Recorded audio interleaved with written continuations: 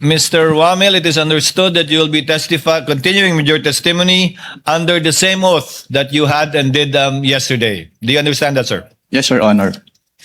Attorney Kapunan, counsel for the panel of prosecutors, you may continue with your direct examination of the witness, Mr. Wamel of the Commission on Audit.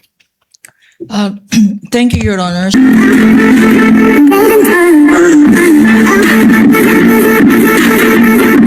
The presiding officer, Senator Judge Escudero. Senate President Gatchalian. With 19 senator judges present, the chair declares the presence of a quorum. In accordance with the rules of procedure on impeachment trials, the chair now recognizes the duly elected presiding officer to preside over the proceedings of the impeachment court. Thank you, Mr. Senate President. If there are no objections, we shall dispense with the reading of the August 3, 2026 Journal of the Senate sitting as an impeachment court and shall consider the same as approved. Bago po tawagin ng presiding officer ang kasong nakabinbin sa impeachment court, may nais lamang po akong sabihin sa ngalan nating lahat. Magkakaiba man ang ating pananaw at bagaman magkakatunggali ang magkabilang panig dito sa impeachment court, may mga bagay-bagay na dapat pinagkakasunduan at pinagkakaisahan natin. Lalo na dun sa mga napuyat kagabi kakapanood ng TV. At para sa akin ang isa po dito ay ang tagumpay at kampyonato ng ating magaling at magiting na kababayan na si Alex Ayala sa DC Open. Kaya't sa ngalan ng Senado, ng mga senator judges, mga kawani ng Senado, sa ngalan ng magatunggaling mga partido ng impeachment trial, nais po naming ipabatid ang aming nagkakaisang pagbati kay Binibining Alex Ayala sa kanyang panalo at kampyonato sa DC Open. Tunay na ikinararangal at ipinagbubunyikan naming lahat. Congratulations sa iyo, Alex.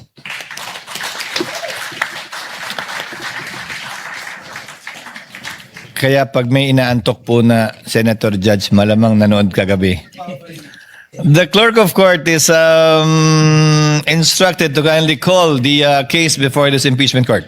Case number 004-2026 in the matter of impeachment trial of Vice President Sara Zimmerman Duterte. Appearances?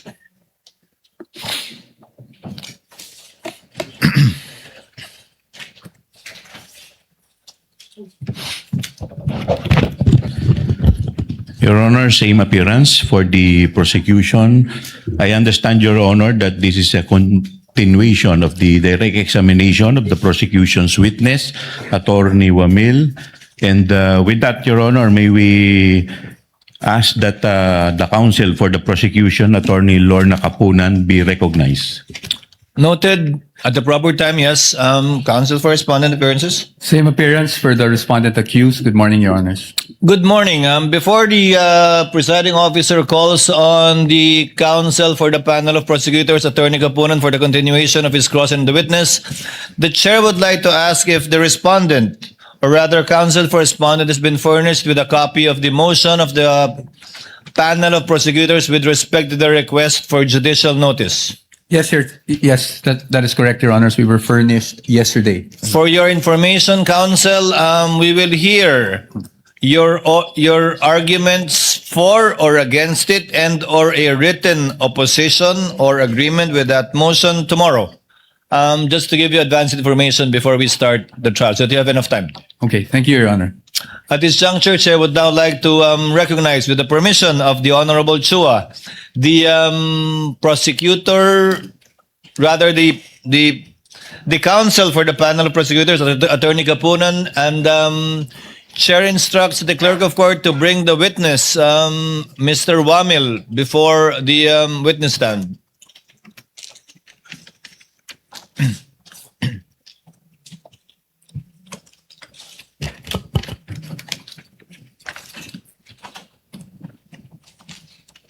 Mr. Wamil, it is understood that you will be continuing with your testimony under the same oath that you had and did yesterday. Do you understand that, sir? Yes, Your Honor. Attorney Kapunan, counsel for the panel of prosecutors, you may continue with your direct examination of the witness, Mr. Wamil of the Commission on Audit. Thank you, Your Honors. To the Senate impeachment judges and to the presiding officer and Senate President, I beg the indulgence of this honorable court to start this with a recess. The reason this is necessary, Your Honor, is because yesterday, when prosecution asked for a recess with the permission or consent of the counsel for the respondent, we started to identify and cross-check the 845 acknowledgement receipts. Unfortunately, time ran out, and our assisting counsels only were able to show half of it, Your Honors. Although this court will recall that under Rule 130, Section 3, in coordination with Section 7, we were able to mark a tabulation or a summary prepared personally by this witness, Your Honor, to preempt any possible objection of the respondents and any manifestation that they were not allowed to compare the copies of our exhibits and their own exhibits as regards the rest of the acknowledgement receipts, Your Honor, unless they will stipulate that there is no need, Your Honor, then it becomes necessary for a brief recess, Your Honor. Counsel, for what purpose is the recess?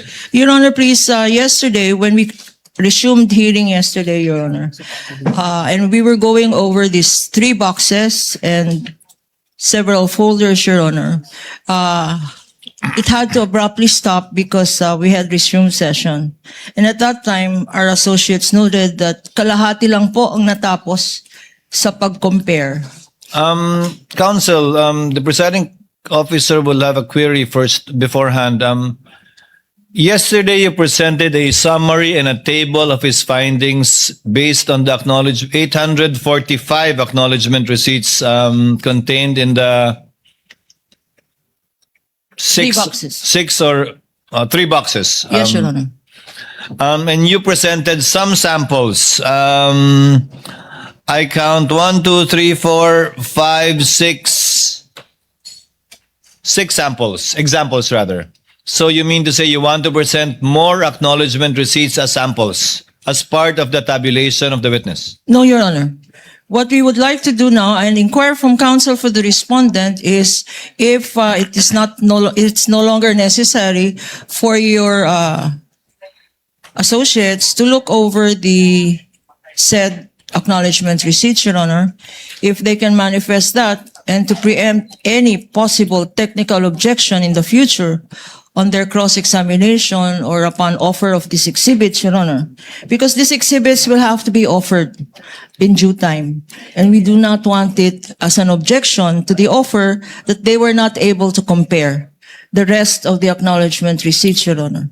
Now, to preempt that, if counsel is willing to forego with that potential objection, Your Honor, we're ready to proceed. You're talking of only the acknowledgement receipts for the period covering December 21 to December 31, 2022. Yes, Your Is that what Honor. you're referring to?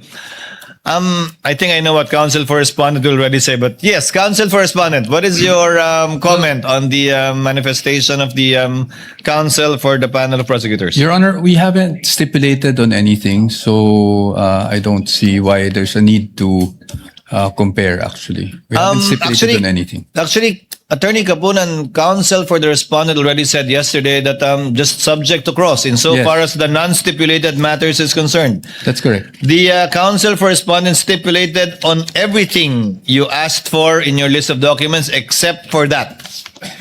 Except for the acknowledgement receipts for the period covering December 21 to 31, 2022. My understanding, counsel, is that you will be presenting samples from the tabulation or summary of the witness. And as I said, you presented already 6.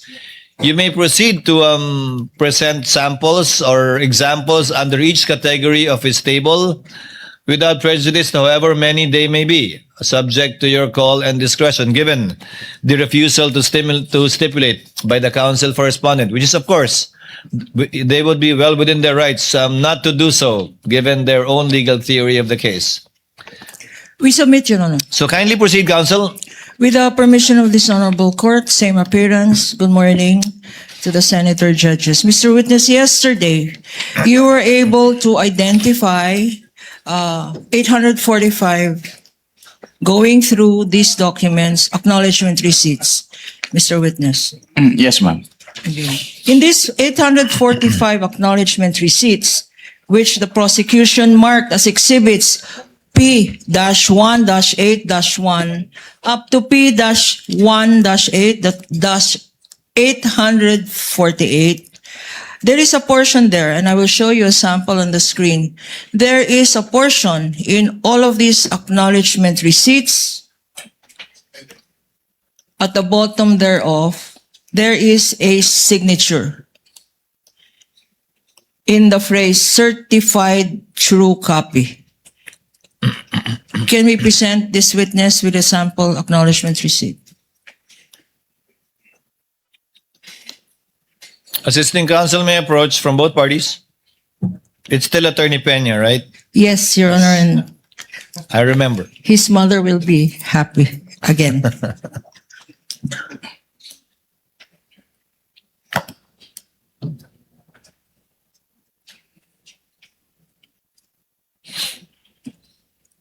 Can you go through some of this acknowledgement receipts, Your Honor? While counsel is showing over these acknowledgement receipts to our witness, Mr. Wamil,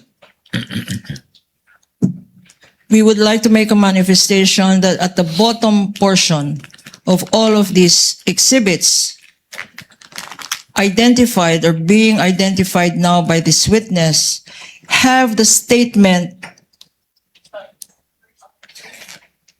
certified true copy being shown on the screen.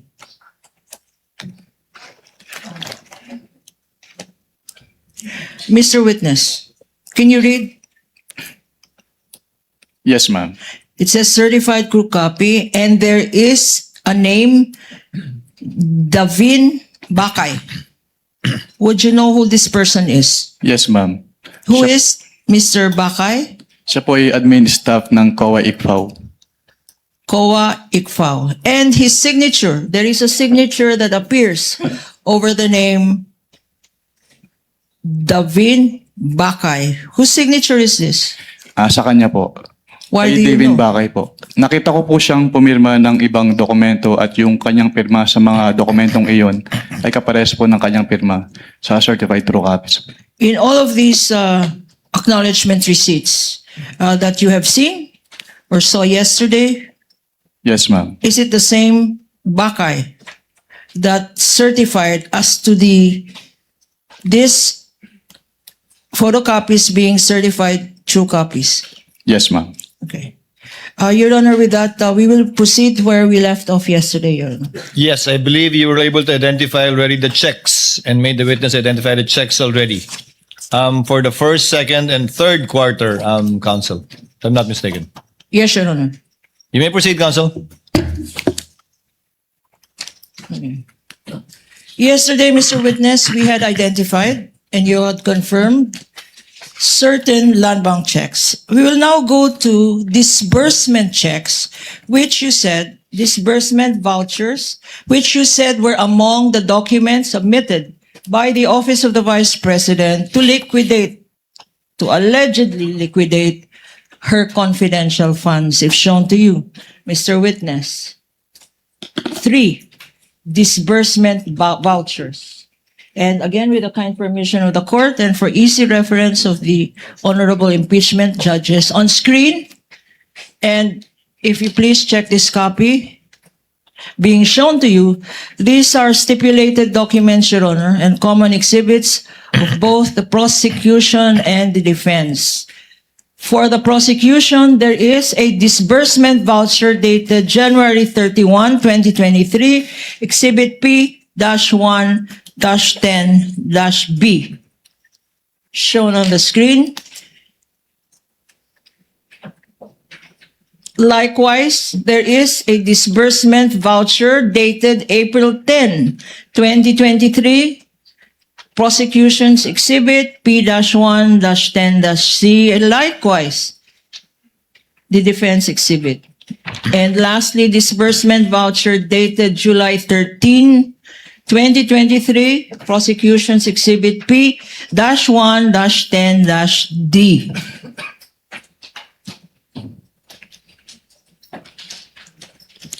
Mr. Witness, With the sinabi, indulgence of counsel, just for the record, the same pieces of evidence identified by the counsel for the panel of prosecutors are also marked respectively as D-133-OVP, D-1-57, rather 33 OVP, D-1-57 OVP, and D-1-82 OVP for the respondent. Counsel may proceed. thank you, Your Honor. Now, Mr. Witness, sinabi mo kahapon na itong mga disbursement vouchers ay sinubmit ng Vice President mismo, ng office niya. Yes, ma'am. Okay. Pakisabi sa atin, ano ba ang significance nitong mga disbursement vouchers na nakikita natin sa screen? Ang significance po ng disbursement voucher na ito po kasi yung mag-initiate nung kanilang pag-process nung cash advance. At dito rin po nagsacertify yung various signatories nung disbursement voucher. Ang disbursement voucher, sinabi mo, dito nag-uumpisa ang proseso?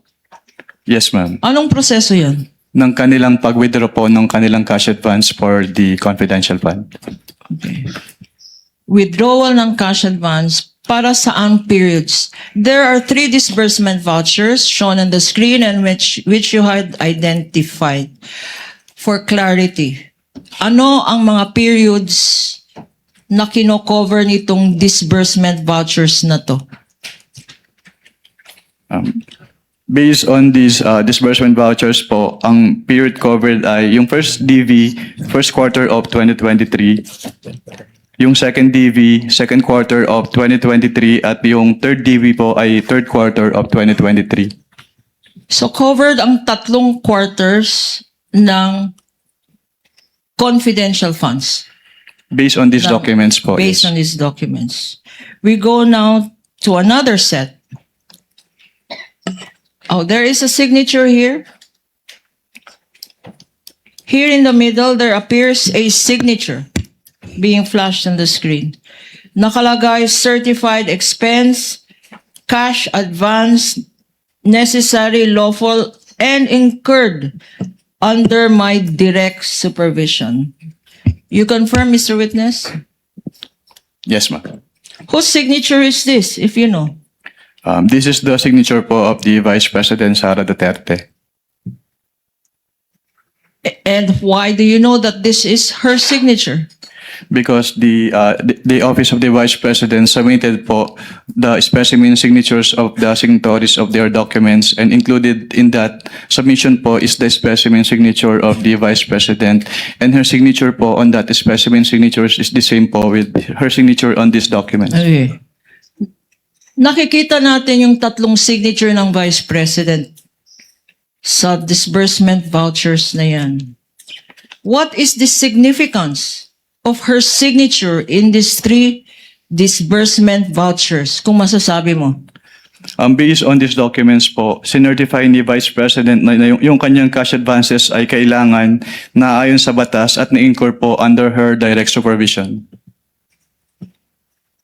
And ano ang observations mo dito sa 3 disbursement vouchers na to?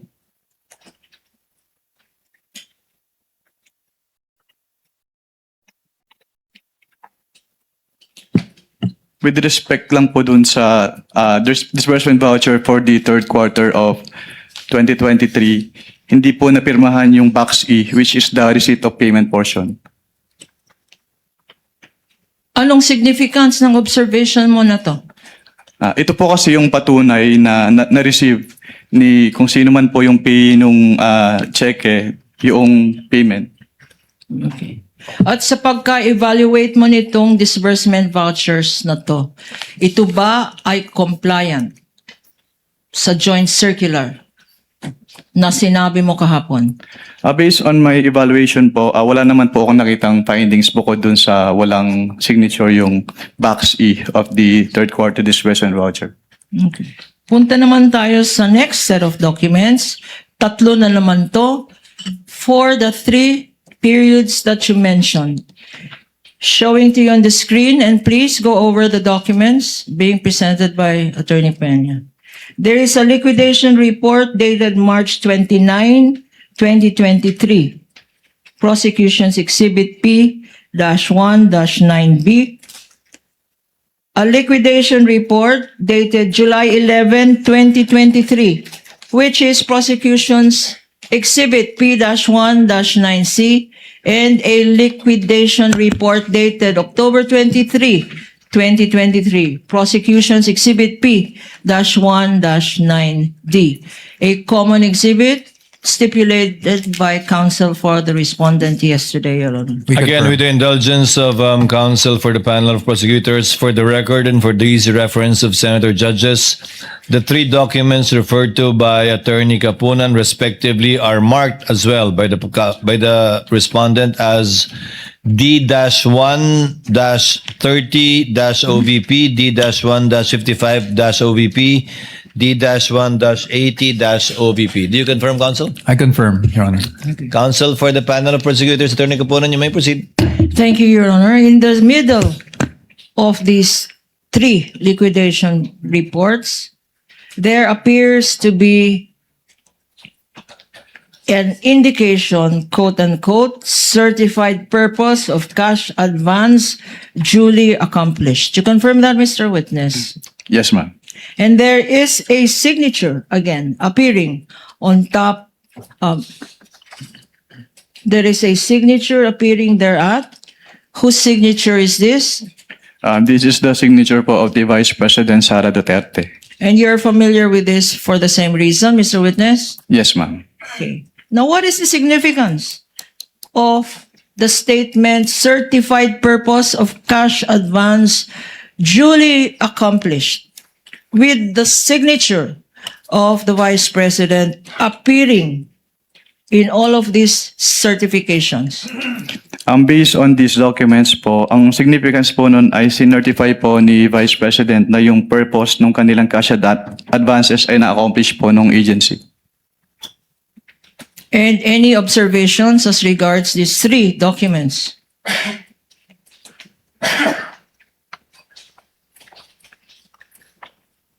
Wala naman po akong nakitang findings about these liquidation reports po. Just for purposes of clarity, itong 3 documents are similar to the 3 periods, the first quarter, the second quarter, and the third quarter months that you earlier mentioned, Mr. Witness? Can you repeat the question po, ma'am? Okay. Itong tatlong itong tatlong dokumento na nakikita mo dyan, para saang period ito? Based on these liquidation reports po, yung first liquidation report, ang period covered ay February 6 to March 29, 2023. Yung second liquidation report po ay April 25 to June 30, 2023. At yung third liquidation report po ay July 14 to September 30, 2023. Okay. Para maalala natin, to remind us, Mr. Witness, for these 3 quarters of the Office of the Vice President for which she submitted liquidation reports, magkano ang amount ng confidential fund per quarter? Based on these documents po, ang amount ng kanilang quarterly cash advance ay 125 million pesos per quarter. Ito ba ay fixed amount? Based on these documents po, yes ma'am. At ito ba ay winidrawn ng buo? Based on these documents po, yes po. Punta naman tayo sa another 3 sets of documents shown on the screen for easy reference and document being shown to the witness to refresh his memory. We have accomplishment report dated March 30, 2023, prosecution's exhibit P-1-7-B. Likewise, an accomplishment report dated July 11, 2023, Prosecution's Exhibit P-1-7C, and accomplishment report dated October 9, 2023, Prosecution's Exhibit P-1-7D. Likewise, Your Honor, stipulated documents, common exhibits, both for the prosecution and the respondent or defense. Counsel for respondent, would you like to Yes, identify manifest. for the record the counterpart markings on the part of the respondent? Yes, Your Honors. On the part of the Respectively. respondent, yes, Your Honors. These are marked as Exhibit D-1-74-OVP, D-1-50-OVP, and D-1-99-OVP, Your Honor. For the record. Sorry, if the first one is actually D-1-50-OVP, the second one would be D-74-OVP, and the third one would be D-1-99-OVP, for the record, Your Honor. Counsel, D-1-50-DE with respect to the 3/30/23 accomplishment report, not D-1-21DE. For the first quarter, Your Honors, sorry. Yes, You may repeat. accomplishment report. For first quarter, it's D-1-50 50, okay. dash OVP, not DE, Your Honor. Dash OVP. Clerk of Court is instructed to kindly correct our records if at all it is different from what the counsel for respondent manifested. Counsel for the panel of prosecutors, Attorney Capunan, you may proceed, ma'am. Thank you, Your Honor. Now, Mr. Witness, for purposes, para malinawan tayo, ano yung mga periods na kinover ng tatlong accomplishment reports na to? Yung first accomplishment report po, ang nakalagay po na period covered ay February 6 to March 29, 2023. Yung second accomplishment report po, ang nakalagay na period ay April 25 to June 30, 2023. At yung pangatlo po, July 14 to September 30, 2023. So, tatlong quarters ng Office of the Vice President. Tama. Yes, ma'am. Okay. Meron dito, common to all of these exhibits flash on the screen is the phrase approved by. And there is a signature. There is a signature there. Whose signature is this? This is the signature po of the Vice President Sara Duterte. Familiar to you for the same reason, Mr. Yes, ma'am. Witness. And ano ang ibig sabihin ng nakalagay dyan, approved by, at pinirmahan ng Vice President sa tatlong dokumentong ito? Ang ibig sabihin po nito ay inapprove niya kung ano man po yung contents nung kanilang quarterly accomplishment reports. Na-approve ng Vice President mismo. Yes, ma'am. Okay. Now, for our appreciation, punta ngayon tayo sa first quarter. Anong observations mo dito sa nakikita mong first quarter accomplishment report? Based on this first quarter accomplishment report, meron pong dalawang items dito na hindi kasama dun sa allowable confidential expenses under item 4.8 of the Joint Circular 2015-01.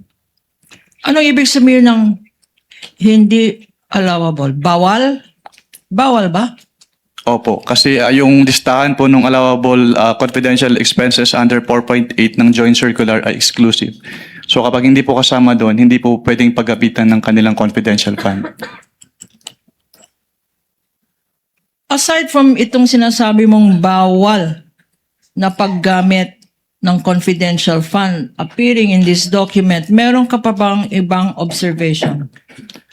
Meron din pong line item for the payment of reward under item B po nung kanilang actual outcome and accomplishment at wala po silang sinubmit na any document evidencing the success of the information gathering or surveillance activities on account of the information given by the informer as required po under item 4.8.5 of the joint circular. So itong linalagay dyan ng payment of reward, ang sinasabi mo, Mr. Witness, based on the joint circular,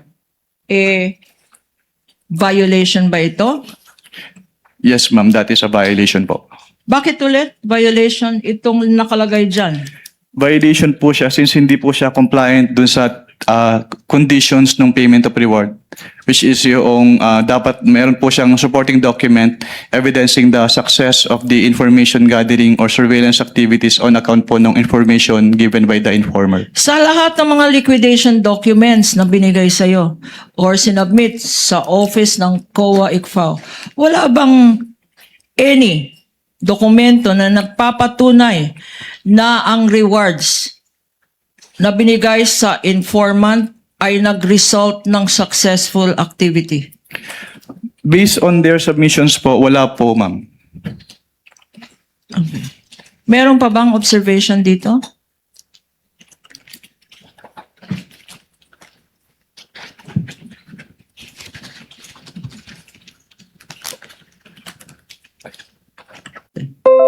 Katulad po nung naunang accomplishment report, meron din po silang line items for provision of medical and food aid at payments of incentive or traveling relative to the confidential operations na hindi po among the allowable confidential expenses under item 4.8 of the Joint Circular 2015-01.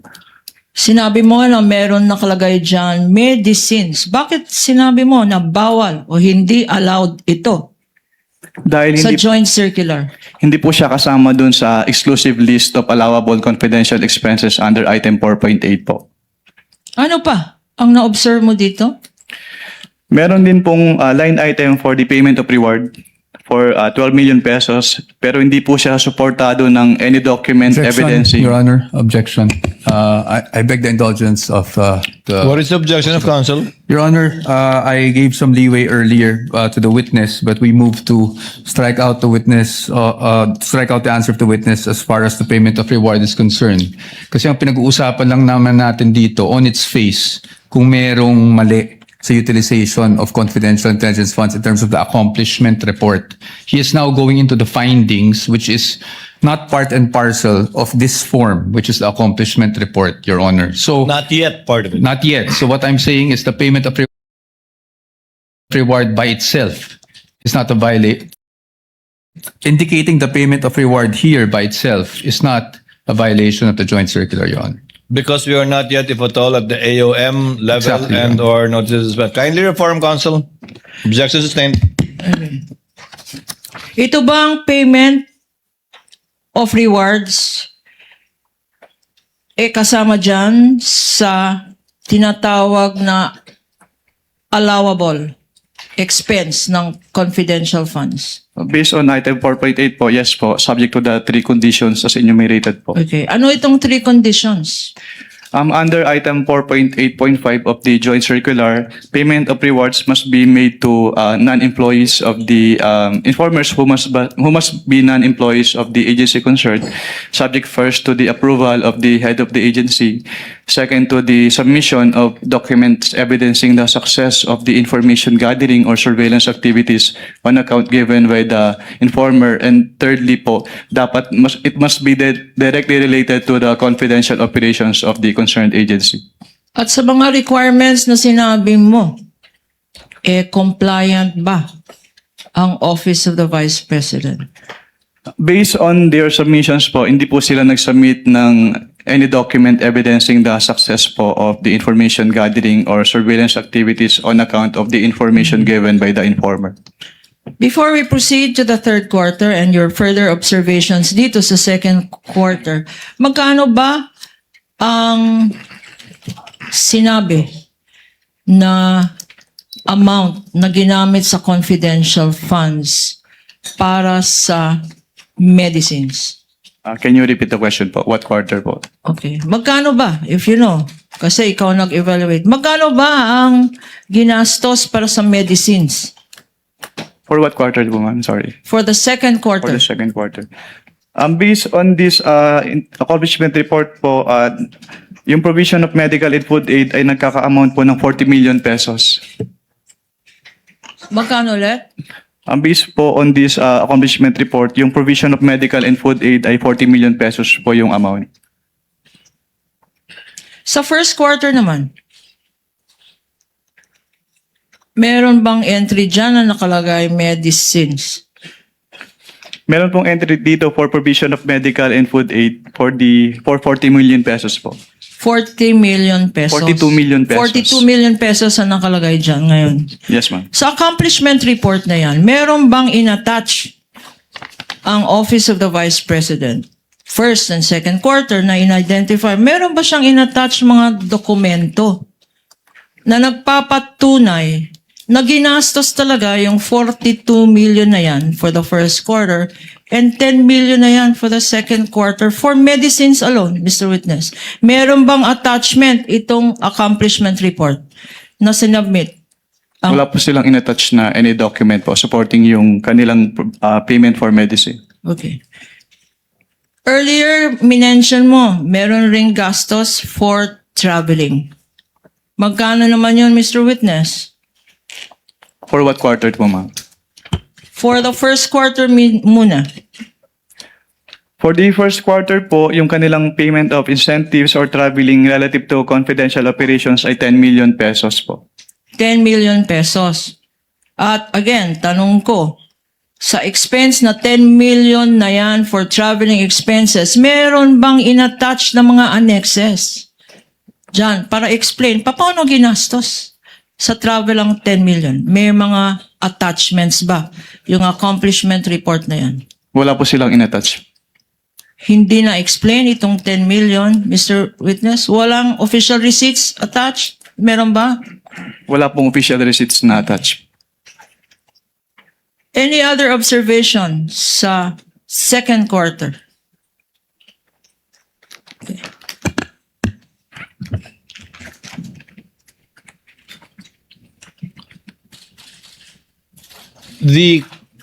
There you go. Okay. Same lang po with the first quarter yung findings po dito. Sa third quarter naman po tayo pumunta. Exhibit P-1-17-7-D. What are your observations? Ano naman ang masasabi mo dito sa accomplishment report ng Vice President?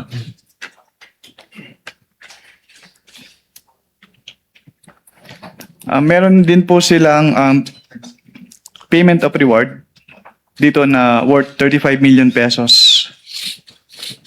Pero wala po silang inattach na any document evidencing the success of the information gathering or surveillance activities on account of the information given by the informer. Okay. Sinabi mo na walang sinubmit na ebidensya. Wala bang naka-attach dito sa accomplishment report? Wala po, ma'am. Okay.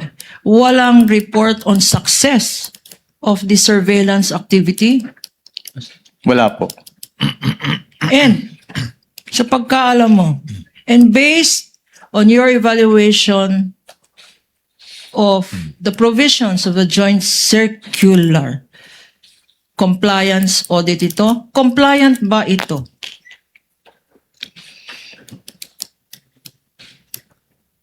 Hindi po siya compliant, ma'am. Bakit, Mr. Witness? Dahil wala nga pong supporting document po yung kanilang payment of rewards as required under item 4.8.5 of the joint circular. Sinabi mo 4.8 ng joint circular. Ito ba yung pinakita mo sa impeachment court kahapon? Yung 4.8 na yan. Yung provision? Isa po siya sa pinakita kahapon. Okay. Ngayon, magkano naman? Magkano yung item na yan sa third quarter report? For the third quarter po, ang amount ng kanilang payment of rewards ay 35 million pesos. 35 million pesos. Para sa isang quarter lang. Yes, ma'am. Para sa third quarter. Okay. Thank you, Mr. Witness. Punta naman tayo sa next set of documents. na sinubmit rin ng Office of the Vice President para i-liquidate yung kanyang confidential funds for the first, second, and third quarter. I refer you now, flashed on the screen and being shown to you, are certifications submitted by the Office of the Vice President. Unang-una, certification of the Office of the Vice President dated March 30, 2023, Exhibit P-1-6-B. Pangalawa, OVP certification dated July 11, 2023, which is Prosecution's Exhibit P-1-6-C. At pangatlo, OVP certification dated October 9, 2023, Exhibit P-1-6-D for the prosecution stipulated upon by the respondent and likewise part of their defense exhibits. Yes, we confirm, Your Honor, and we would like to manifest that for the first quarter certification that is marked as Exhibit D-1-34-OVP. Second quarter, that is Exhibit D-1-58-OVP. And for the third quarter, it's D-1-83-OVP for the defense, Your Honor. And your documents are certified true copies, counsel for respondent. That is correct, Your Honor. Counsel for the panel of prosecutors may proceed. Thank you, Your Honor. Now, please look at these certifications. Meron nakalagay dyan sa bottom ng page, attested. Anong ibig sabihin ng attested? Ang ibig sabihin po ng attested ay verify at confirm po as true nung signatory dito yung contents ng certification.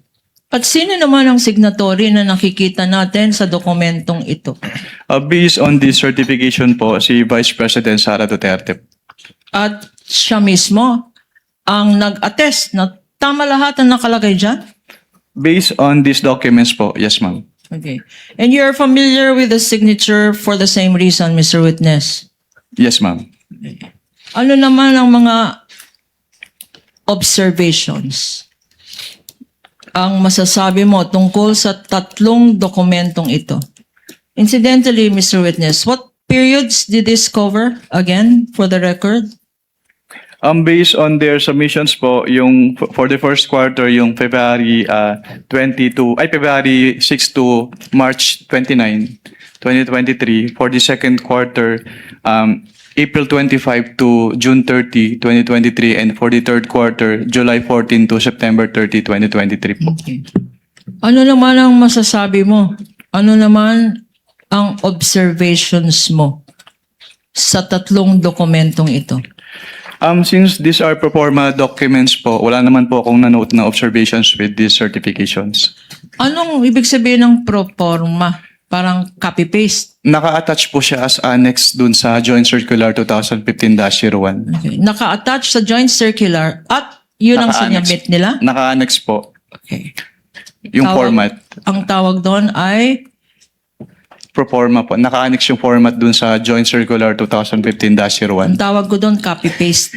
Na copy-paste. Anyway, Your Honor, again, with all due respect to opposing counsel, I would like to object to Sustain. that characterization, Your Honor. Sustained, counsel. I withdraw, Your Honor. I just could not resist myself. Sustained. Counsel Now- may proceed. Provisions of the joint circular. Sinabi mo, ito yung pinagbasihan mo ng mga evaluation mo ng mga documents na to. What, if any, are the violations that you observe based on the joint circular? May i-clarify po kung anong document po yung pinipertain niyo, ma'am. Ano? Sa lahat ng dokumento. Sa lahat po ng dokumento. Based on, for what quarter po? Sorry. For all the quarters. For all the quarters. Yung first and second quarter po kasi magkasama sa isang AOM lang. And then yung third quarter ay nakaseparate po yung AOM. So punta muna tayo sa first and sinasabi mo, Mr. Witness, na yung first and second quarter, isa lang ang na-issue na AOM. Ano tong ibig sabihin ulit ng AOM? Audit Observation Memorandum po. Okay. And Based on the Joint Circular 2015-01, yung Audit Observation Memorandum po ay yung written notification to the agency informing them of the deficiencies po noted during the audit and requiring them to submit an explanation or the documents being sought po dun sa AOM or both. okay, under the circular, this joint circular that you mentioned, ito bang Audit Observation Memorandum? Kailan ini-issue ito? Ini-issue po siya upon evaluation po nung auditor noong documents at may na-note po siyang findings doon based on the evaluation po. Okay. Pero meron tayong konting background, no? Kasi kahapon, meron ring na-stipulate ang respondent at ang prosecution ng mga notice of suspension at notice of disallowance. For the better appreciation of this honorable court, paki-educate kami. Pakisabi nga anong difference ng AOM, Audit Observation Memorandum, pagkatapos yung notice of suspension, at pagkatapos yung notice of disallowance. Ano ang mga pagkakaiba nitong tatlo? If I am to start po with the definitions po based on the joint circular, katulad po nung na-define ko kanina sa AOM, it is an written notification to the agency concerned of the deficiencies noted during the audit and requiring them to submit an explanation po or the documents being sought or both po. Okay. At ang agency po ay merong 15 days from the receipt of the AOM within which to submit their comments, justifications, or documents po as required Okay. po in the AOM. So pagkatapos ng issuance ng isang Audit Observation Memorandum, ang mga subject ng audit ay binibigyan ng 15 days para mag-submit ng mga dokumento. Based po dun sa rules and regulations on settlement of accounts po ng COA. Yes, ma'am. Paano pag may sinubmit na dokumento at hindi pa rin sapat or tama or insufficient or may discrepancy? Anong nangyayari? Kapag may sinamit po na document at based on the evaluation of the auditor, hindi pa rin po sapat yung document na yon, then that is the time po na mag-i-issue na po ng notice of suspension. At- Anong definition ng notice of suspension sa joint circular? Under the joint circular po, yung notice of suspension is a written notification to the agency head and the accountant informing them of the temporary disallowance po nung disbursement sa audit because it appears that the disbursement is irregular, illegal, or improper and requiring them to submit their justifications or the documents po being sought in the AOM or both. Okay. Sinabi mo, Mr. Witness, para maintindihan natin, no? Ito ay temporary. Okay. Yes, ma'am. Based on findings na irregular. Ano ba irregular? Ano ibig sabihin Irregular. ng irregular? Based on COA circulars po, ang irregular disbursement ay yung mga disbursement na hindi umaayon or hindi nagko-comply dun sa requirements ng mga COA issuances. Okay. Sa Pilipino, ang tawag dito ay irregular pa rin. Tama? Itong illegal. Anong ibig sabihin ng illegal?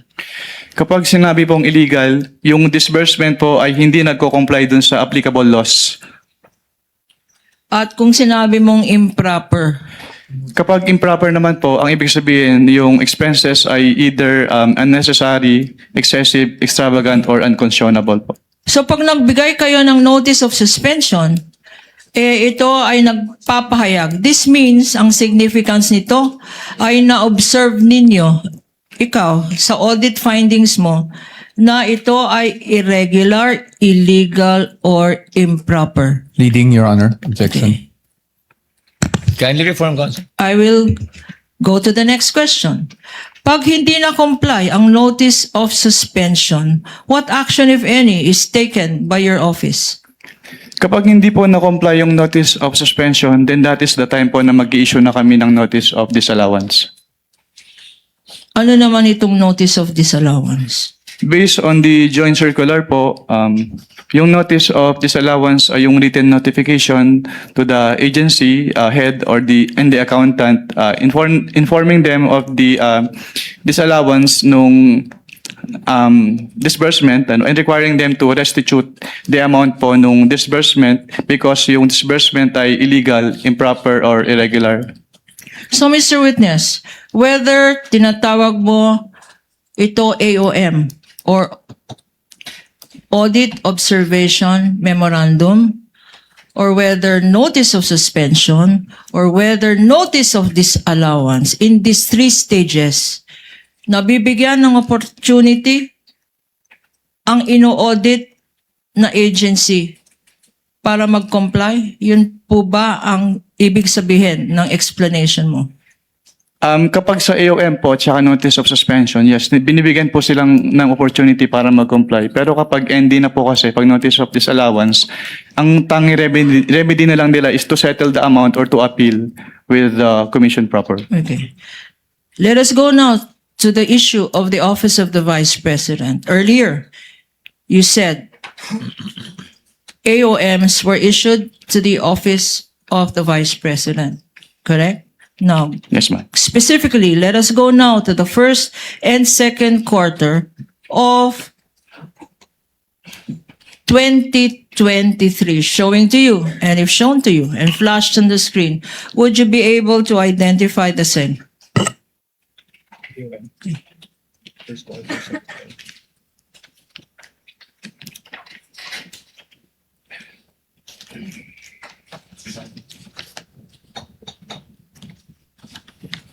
Yes, ma'am. Your Honor, please, for purposes of identification, this again is a stipulated common exhibit. This AOM dated February 1, 2024, corresponding to the first and second quarters, have been identified as Exhibit P-1-12-E for the prosecution. Thank you, Your Honor. On the part of the defense, this was pre-marked as D-1-105-OVP for the information of the Honorable Court. Noted ka. Attorney Kapunan, may proceed. Please look at this AOM and refresh your memory. What, Mr. Witness, did you observe from this AOM? Yung findings po or observations namin, una po, hindi po nag-submit ng documentary evidence of payments si OBP for the first and second quarters of 2023. Pangalawa po, based on their accomplishment report, meron kasing nakalagay as payment of rewards pero wala pong sinubmit si OBP na any document evidencing the success po, which is in violation of the item 4.8.5 of the joint circular. Your Honor, for the better appreciation, Your Honor, and with your permission, this is being flashed on the screen. The findings made are boxed in red, Your Honor. So yung second finding mo, una, ulitin natin. Yung una po ay walang sinubmit na documentary evidence of payment si OBP for the first and second quarter of 2023. Ano pa? Pangalawa po, dahil may line item for the payment of rewards sa kanilang accomplishment report, wala po silang sinubmit na any document evidencing the success of the information gathering or surveillance activities on account of the information given by the informer in violation po ng item 4.8.5 of the joint circular.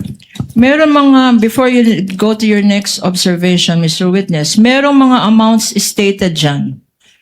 For the record, can you read these amounts and what periods they correspond to in terms of payment of rewards?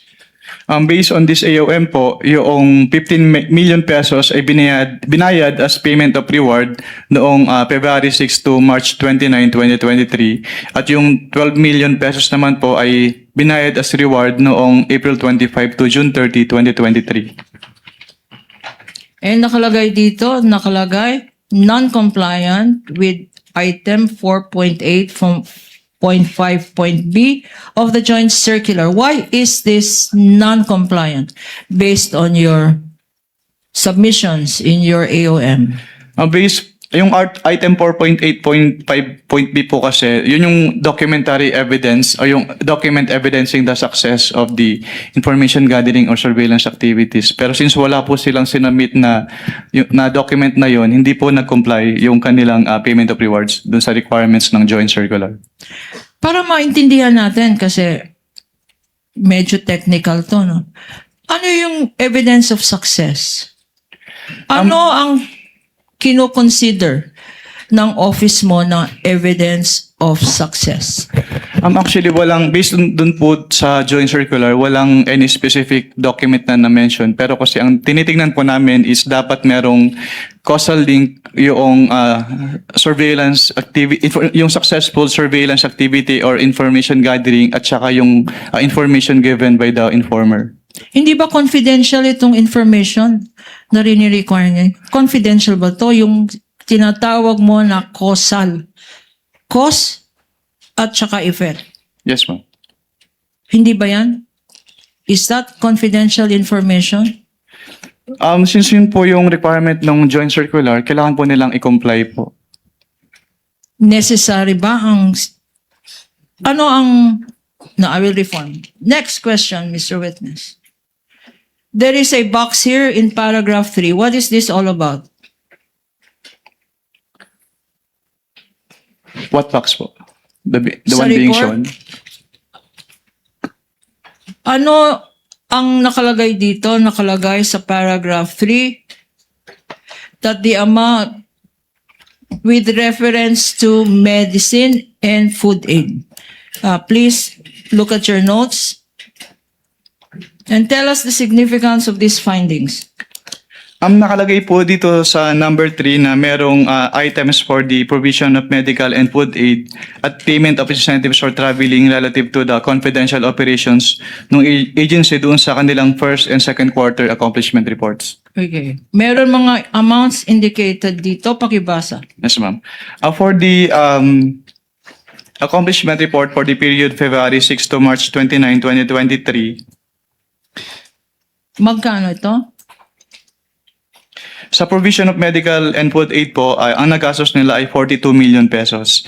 Tapos sa accomplishment report for the April 25 to June 30, 2023, yung nagastos po nila for the provision of medical and food aid ay 40 million pesos po.